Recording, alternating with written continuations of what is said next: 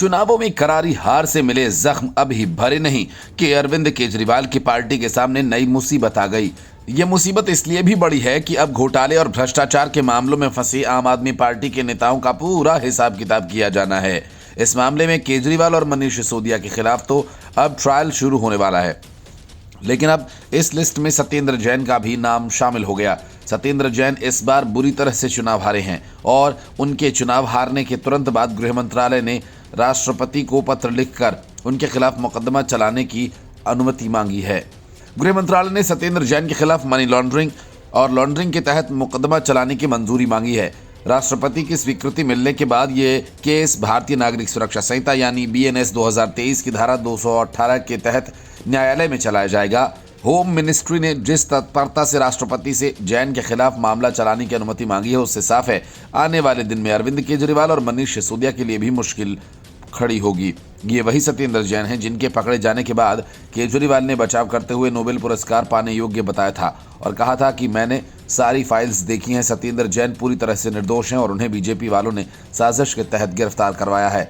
लेकिन ईडी के खुलासों से पता चला कि सत्येंद्र जैन काले धन को सफेद किया करते थे और इसी चक्कर में वे रंगे हाथों पकड़े भी गए। सत्येंद्र जैन पर सुकेश चंद्र शेखर ने भी गंभीर आरोप लगाए थे। सुकेश चंद्र शेखर ने कहा था कि जेल में मंत्री रहते सत्येंद्र जैन ने उनसे प्रोटेक्शन मनी के तौर पर 10 करोड़ रुपए की वसूली की। इस मामले में जेल के कई अधिकारी भी फंसे और उनके खिलाफ जांच की जा रही है।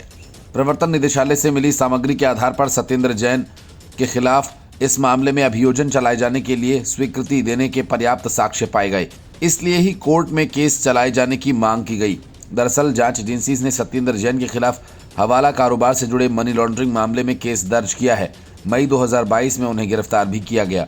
सत्येंद्र जैन को ईडी ने जब हिरासत में लिया था तब उनके पास स्वास्थ्य, बिजली सहित कई दूसरे मंत्रालय भी थे। फिलहाल जैन जमानत पर बाहर हैं और ईडी ने जैन के खिलाफ चार्जशीट दाखिल की है। मनी लॉन्ड्रिंग का ये मामला अगस्त 2017 में केंद्रीय जांच ब्यूरो ने जैन और दूसरे कुछ आरोपियों के खिलाफ आय से अधिक संपत्ति रखने के आरोप में दर्ज किया था। सीबीआई ने दिसंबर 2018 में आरोप पत्र दाखिल किया था, जिसमें कहा गया था कि जैन की कथित संपत्ति 1 करोड़ 47 लाख रुपए थी, जो 2015 से 17 के दौरान जैन की आय के ज्ञात स्रोतों से लगभग 217% ज्यादा थी। ईडी ने पहले कहा था कि जांच में पाया गया कि 2015-16 के दौरान सत्येंद्र जैन एक लोक सेवक थे और 4 कंपनीज का स्वामित्व और नियंत्रण उनके पास था। जैन को फर्जी कंपनी से 4 करोड़ 81 लाख रुपए की आवास प्रविष्टियां हवाला की रकम मिली थी। इसके बदले में हवाला के जरिए कोलकाता में स्थित एंट्री ऑपरेटर्स को नकदी ट्रांसफर की गई थी। मनी लॉन्ड्रिंग का ये मामला अगस्त 2017 के केस से जुड़ा है, जिसमें सीबीआई ने जैन पर आय से अधिक संपत्ति रखने के लिए प्राथमिकी दर्ज की थी और इसके बाद दिसंबर 2018 में सीबीआई ने आरोप पत्र दाखिल किया, जिसमें कहा गया था कि जैन की संपत्ति 1 करोड़ 47 लाख रुपए थी, जो 2015-17 के बीच जैन की इनकम सोर्सेज के लगभग 217% ज्यादा हो गई।